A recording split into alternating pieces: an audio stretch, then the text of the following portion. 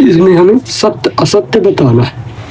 इसमें क्या करना है? सत्य असत्य बताना है। तो देखो, तीन विषम संख्याओं का योग सम संख्या होता है, तो इसको हमें देखना है। तो प्रश्न पहला बोल रहा है तीन विषम संख्याओं का योग सम होता है, तो पूछ रहा कि सम होता है कि नहीं। तो इसका आंसर है असत्य। लेकिन हम देखेंगे कि असत्य होता काहे है। देखो, इसमें क्या बोला, तीन विषम संख्या लेनी है, तो देखना कि सम होता है कि नहीं। अगर सम होता है तो बताइए, नहीं होता तो बताइए। देखो, यानी कि हम तीन विषम संख्या को जोड़ेंगे तो सम संख्या प्राप्त नहीं होता, यानी कि असत्य है। तो अब कारण देख रहे हैं कहे असत्य है। कारण हम बताएंगे ताकि ज्ञान के लिए आप पढ़ रहे तो पता रहे कि क्यों। देखो, मान लो तीन विषम संख्या लेते हैं, जैसे तीन भी एक विषम संख्या है, प्लस 9 प्लस 5। अगर हम इनको जोड़ेंगे तो जो संख्या प्राप्त होगी ना, वो क्या होगी? विषम संख्या होगी। तो देखो, जैसे कि अगर हम 3 में 9 जोड़े तो 12 होता है, और 12 में 5 जोड़े तो जोड़िए वाला 12, 13 14 15 16 17। कितना आया? 17 आया। तो बताइए 17 क्या सम संख्या है? आंसर नहीं। लेकिन इधर किताब में क्या बोल रहा है कि सम संख्या होता है, यानी कि ये असत्य है। यानी कि क्या है? ये असत्य है। एक तो और देख ले रहे हैं उदाहरण, मान के लिए इस तरह कुछ ले रहे हैं कोई संख्या, क्योंकि विषम संख्या लेनी है तो कुछ इस प्रकार से ले रहे हैं। ठीक, ये विषम संख्या ना, क्योंकि लास्ट में देखिए ना, सम संख्या का कोई रोल ही नहीं रहा, न 2 न 0, कुछ नहीं है। तीन संख्या को योग देखते हैं कि ये क्या प्राप्त होता है। इधर अगर देखते हैं अपन तो 9 1 10 और 10 7 17। तो आप तो इधर से अंदाजा लगा सकते हो, जब इकाई अंक सम नहीं है तो पूरी संख्या भी सम नहीं होगी। लेकिन अब हम जोड़ वाला हिस्सा ले रहे हैं, तो हम पूरा जोड़ ही लेते हैं। देखो, एक हासिल बची थी ना, देखो 9 का 9 दूनी 18 होता है, 18 2 20, और एक हासिल बची ना 20 1 21। अब कितनी हासिल बची? 2 बची। याद रखिएगा, बस हो गया। तो 9 में 2 जोड़ेंगे तो कितना आएगा? 11, और 11 में 7 जोड़ेंगे तो कितना आ जाएगा? 18, 18 में 4 जोड़ेंगे तो कितना आएगा? 22। तो ये संख्या 2217 आ गया। तो ये संख्या विषम है, यानी कि हम तीन विषम संख्याओं को जोड़ेंगे तो हमेशा हमें विषम संख्या ही प्राप्त होगी। तो इसीलिए हम यहाँ पास पहले नंबर में असत्य लिख दिए हैं। क्या लिख दिए? असत्य। और कारण क्या है कि हमने चेक करके देखा है, तो ये तो तीन विषम संख्या जुड़े हैं तो विषम संख्या प्राप्त हो रही है। और उधर क्या लिखा था? सम संख्या, यानी कि असत्य है पहला वाला। आइए दूसरा वाला देखते हैं। दूसरा बोल रहा है दो विषम संख्याओं और एक सम संख्याओं का योग सम संख्या होता है। यानी कि इस बार क्या करना है? 2 विषम संख्या लेनी है और एक सम संख्या लेनी है। क्या उसका योग सम संख्या होता है? तो इसका आंसर देखते हैं। तो इसका आंसर है सत्य। दूसरे का आंसर क्या है? सत्य है। अब देखो, कारण भी तो हमें देखना है, कारण देखना है। तो क्या बोल रहा है? 2 विषम संख्या लीजिए। क्या? 2 विषम संख्या। मान लीजिए कोई संख्या इस तरह हम ले रहे हैं कुछ, और इधर पास 3 लगा जाए, और एक क्या लेना? सम संख्या लेनी है। मान लो सम संख्या में 26 ले कुछ भी ले मतलब। तो देखो, 2 सम संख्या और एक विषम संख्या का योग देखते हैं क्या होता है। इधर तो लिखा सम संख्या प्राप्त होता है, तो देखते हैं क्या आता है। तो जोड़ते हैं। देखो 7 3 10, और 10 में 6 जोड़ोगे तो कितना आएगा? 16। ये देखो, आप तो इधर से अंदाज लगा लिए होंगे जो कोई जानते हैं, जो कोई पिछली वीडियो देखिए, मतलब सब चीज वीडियो देखे तो सबको समझ में आ गया हो। तो 16 एक हासिल बची। देखो 9 का 9 दूनी 18, 19 20 हो गया, और एक हासिल बची थी ना 20 1 21। देखिए, 2 विषम संख्याओं और एक सम संख्या को जोड़ते हैं तो हमें सम संख्या प्राप्त होती है, यानी कि ये सत्य है। क्या है? ये सत्य है। एक और उदाहरण ले रहे हैं, ये तो पहले हो गया समझाने के लिए। मान लो कोई 2 विषम संख्या ले रहे हैं, 3 + 7, और एक सम संख्या मान लो 2 ही ले रहे हैं ताकि जल्दी हो जाए। तो अगर 10 हो गया, 10 2 12। अगर मान चलो हम 8 भी लेते तब भी तो 10 हो गया, यानी कि 3 7 10 हो गया, और 10 8 18। देखिए ना, सम संख्या है, यहाँ भी सम संख्या है। यानी कि हम 2 विषम संख्या लेंगे और एक सम संख्या लेंगे तो हमें क्या प्राप्त होगा? एक सम संख्या, तो ये आंसर सत्य है, सत्य। आइए तीसरे वाला पढ़ते हैं और समझते हैं। वाला समझ में आ गया क्या बोला हूँ?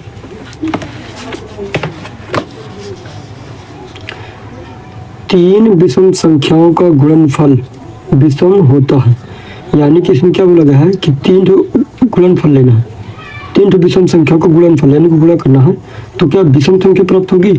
तो इसको देख, मान के लिए इस तरह करके 3 गुणे 7 गुणे और क्या होता है आपका 5 भी होता है। तो इसका योग देखते हैं कि कितना, क्या मतलब सम संख्या आती है कि विषम संख्या क्या आती है, क्योंकि उधर तो दूसरा लिखा, उधर जो लिखा तो उसी हिसाब से होता है कि नहीं। इधर पास कारण है, ये 3 विषम संख्या लिए ना। अब देखते हैं इसका गुणा जो करेंगे तो क्या प्राप्त होगा। तो 5 7 35, अब 35 से गुणा 3 बार करना है, तो पहाड़ा नहीं बनता, तो आप क्या कर सकते हैं 35 गुणे 3, 3 5 15 की 5 हासिल है 1 और 3 3 9 9 1 10। ये क्या है? विषम संख्या है। ये क्या है? विषम संख्या है। तो इधर पास देखिए कितना आया, तो बताइए 105 आया था ना।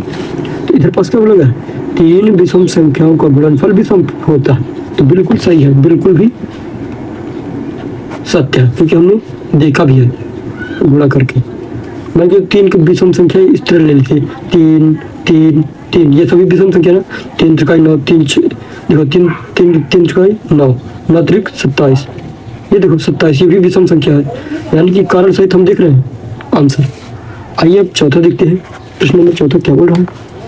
यदि किसी सम संख्या को यानी सम संख्या को 2 से भाग दिया जाए तो भागफल सदैव विषम होता है। तो इसको हम करके देखते हैं। देखो, यदि सम संख्या यानी कि कोई भी सम संख्या ले लेते हैं, मान लीजिए अगर हम ले रहे हैं 112 ले रहे हैं, अगर मतलब पूरा पढ़ लेते तभी समझ में आएगा। चौथा नंबर देखो, क्या हुआ, कहाँ पास है, इधर पास। यदि किसी सम संख्या को 2 से भाग दिया जाए, अब 2 से भाग दीजिए, चलो ठीक है दे रहे हैं, तो एक बार जाएगा नहीं, तो दोनों साथ लेंगे तो 11 हो जाएगा। तो 2 पंचे 10 घटाएंगे तो 1 आएगा, एक तो भाग जाएगा नहीं, तो इस 2 को इधर पास उतार लेंगे, 2 छक्के 12, 2 छक्के 12, इधर पास पूरा पूरा कट जा रहा है। अब मतलब अब देखते हैं क्या लिखा है। 2 से भाग दिया जाए तो शेषफल सदैव विषम होता है, शेषफल सदैव विषम होता है। लेकिन इधर तो कुछ नहीं बचा, इधर कुछ नहीं बचा, लेकिन इधर देखिए ये क्या बोल रहा है कि सदैव विषम संख्या प्राप्त होता है। अगर हम सम संख्या से 2 का भाग देंगे तो क्या विषम संख्या प्राप्त होती है। इधर तो 0 आ रहा है, कुछ नहीं का मतलब क्या है, 0 है। तो ये इसका मतलब क्या है, उधर पर जो लिखा था वो क्या है, गलत है, यानी कि असत्य है। क्या है? असत्य। कारण ये दिया तो है, हमने चेक करके देखा कि हम पूरा जब काट देते तो 0 आ जा रहा है, यानी कि सम संख्या प्राप्त हो जा रही है। इधर पास क्या लिखा है, विषम संख्या लिखी है, शेषफल में विषम संख्या बोल रहा है। अब देखते हैं 5वां नंबर कुछ इस प्रकार से।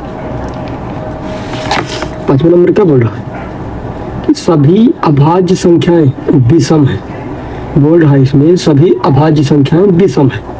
तो आप अभाज्य संख्या को देखिए, जितनी भी अभाज्य संख्या है, ये जो जिसमें जो गोला लगा ना, तो ये सभी क्या है, अभाज्य संख्या है। तो ये इसमें भी बोला गया कि क्या सभी अभाज्य संख्या विषम है, बताइए सभी अभाज्य संख्या विषम है क्या? तो आंसर है नहीं। अब देखो क्यों, देखो माना ये सब विषम संख्या है, लेकिन इधर पास 2 भी तो देखिए, 2 अभाज्य संख्या तो है, लेकिन विषम संख्या भी तो है ना। देखिए तो ये विषम संख्या क्या, बताइए, ये विषम संख्या थोड़ी है, 2 तो सम संख्या है। ये माना कि जो अभाज्य संख्या जितनी गोला लगा है ये अभाज्य संख्या है, ठीक ना। समझिए क्या बोल रहा हूँ, ये जो अभाज्य संख्या है तो इसमें क्या बोला गया है कि सभी अभाज्य संख्याएं विषम है। ये जो सभी जो गोला लगा है अभाज्य संख्याएं क्या सब विषम है? तो हाँ विषम तो है, लेकिन इधर पास देखिए ध्यान से 2 को, ये संख्या विषम नहीं है, ये संख्या विषम नहीं है, यानी कि वह आंसर हमारा क्या है, असत्य है। क्या है? असत्य। अब कारण बता देना है, तो इधर पास लिख देंगे क्योंकि संख्या 2 अभाज्य संख्या तो है, अभाज्य संख्या तो है, किंतु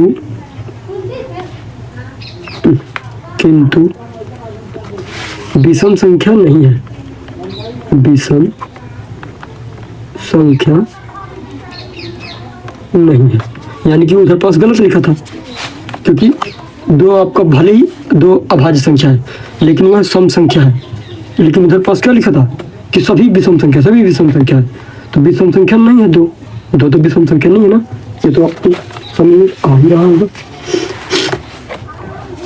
तो चलिए अगला देखते हैं, नंबर 6वां, अभाज्य संख्याओं के कोई गुणनखंड नहीं होते।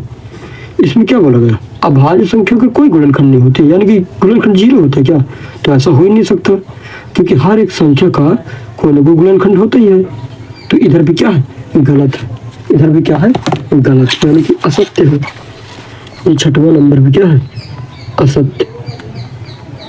मान लीजिए हम 3 ले रहे हैं, तो 3 का गुणनखंड देखिए ना, 3 का गुणनखंड देखिए तो 1 गुणे 3, तो देखो 2 गुणनखंड प्राप्त हो रहा है, ये 1 भी प्राप्त हो रहा है गुणनखंड, और 3 भी है। तो इसमें तो ये बोला गया है कि अभाज्य संख्या का गुणनखंड होता ही नहीं है, लेकिन इधर देखिए ना, हर अभाज्य संख्या, हर संख्या के कोई ना कोई गुणनखंड होता ही है, ये 1 है और 3 भी है। तो इधर पास कारण ये हो गया, ये वाला, और असत्य हो गया ये वाला। तो आप जान गए ना असत्य क्यों है, क्योंकि हर एक संख्या का कोई ना कोई गुणनखंड होता ही है। ये एक भी गुणनखंड है 3 का, और 3 भी गुणनखंड है 3 का, क्योंकि 3 का पहाड़ा पढ़ेंगे एक बार तो 3 आता है, और 1 का पहाड़ा पढ़ेंगे 3 बार तो 3 आता है। अब ऐसी कोई संख्या नहीं है जिसे 3 को तोड़ा जा सके। आइए अगला देखते हैं, अगला क्या बोल रहा, 2 अभाज्य संख्याओं का योग सदैव सम संख्या होता है। 2 अभाज्य संख्याओं का योग सदैव सम संख्या होता है। तो इधर पास अभाज्य संख्या देखिए,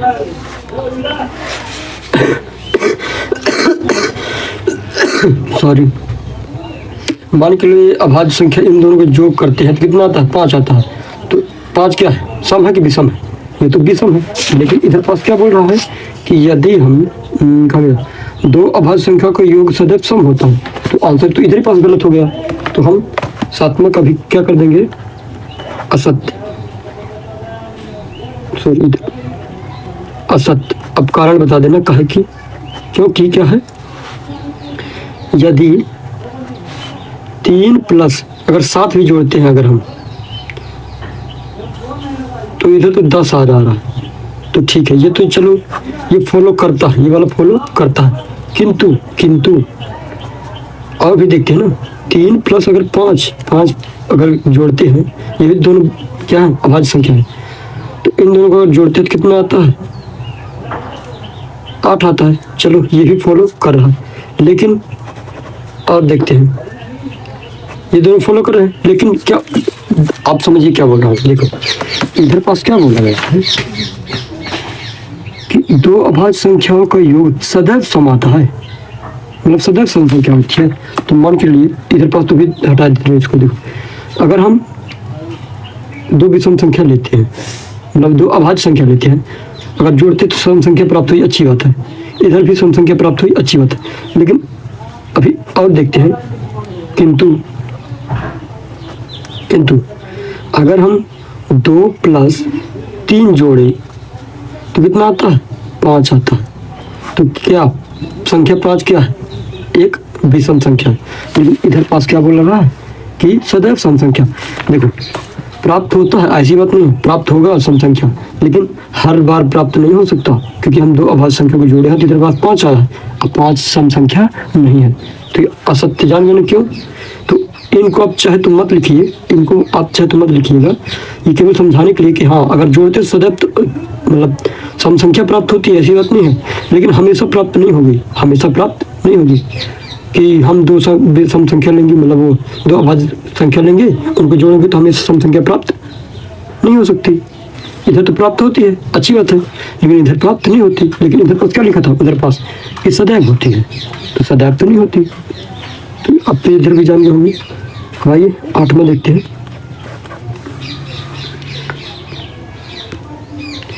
केवल 2 ही एक सम अभाज्य संख्या है। इसको समझिए आप। देखो क्या लिखा, केवल 2 ही एक सम अभाज्य संख्या। इसका मतलब ये क्यों बोल रहा है कि जो ये संख्या 2 है ना, ये सम भी है और अभाज्य संख्या भी है। तो सम तो आप जानते हैं कि 2 सम संख्या है, और अभाज्य संख्या इधर पास देखिए ना, 2 अभाज्य संख्या भी है और सम संख्या भी है। तो इसका आंसर क्या है, सत्य है। तो इधर पास हम लिख देंगे सत्य है। सत्य, कारण क्या है, क्या है, 2 एक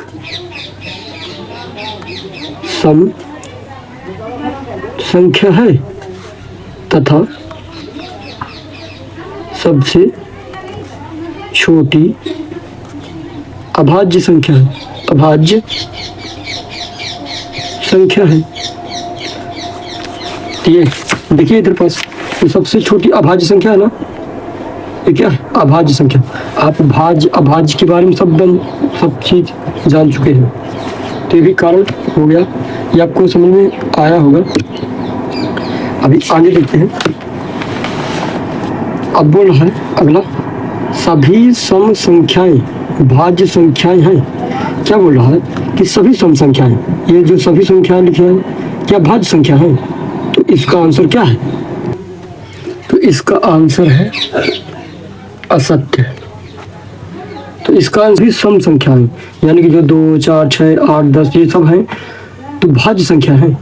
तो अच्छा जान गया क्या बोल रहा है, इसमें ये बोला गया है कि सभी संख्याएं भाज्य संख्या है, यानी कि जो 2, 4, 6, 8 ये सब संख्या है ना, क्या भाज्य संख्या है। तो आंसर है असत्य। अब देखिए आंसर इसका असत्य क्यों है, क्योंकि इधर पास देखिए ये भले ही सम संख्या है लेकिन भाज्य संख्या नहीं है, ये अभाज्य संख्या है। तो आप कारण क्या बता सकते हैं इधर पास, क्योंकि